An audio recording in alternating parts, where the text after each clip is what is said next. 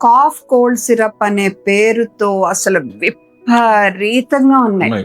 Market లో అసలు దానికి మీనింగ్లెస్ కాంబినేషన్స్.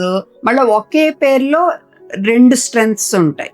మ్యాక్స్ట్రా సిరప్ ఉంటుంది, డ్రాప్స్ ఉంటుంది. సినరెస్ట్ సిరప్ ఉంటుంది, డ్రాప్స్ ఉంటుంది. మళ్ళీ ఒక 2 అక్షరాల తేడాలో అందులో మళ్ళీ మార్పులు ఉంటాయి. సినరెస్ట్ ఏఎఫ్ అంటే ఓన్లీ క్లోర్ఫెన్రమిన్ ఫినైలెఫ్రిన్.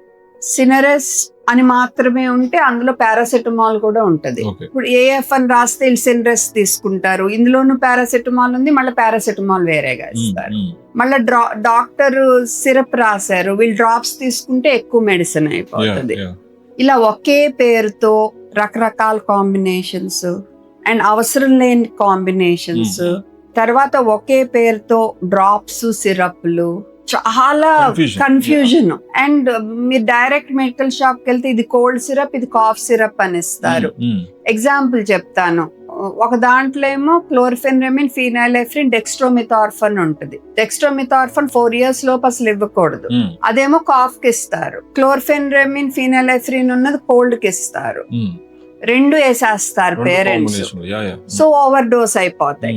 ఈ రకంగా పర్మిషన్స్ ఇవ్వటం వల్ల నష్టపోయేది పిల్లలు ఫైనల్ గా.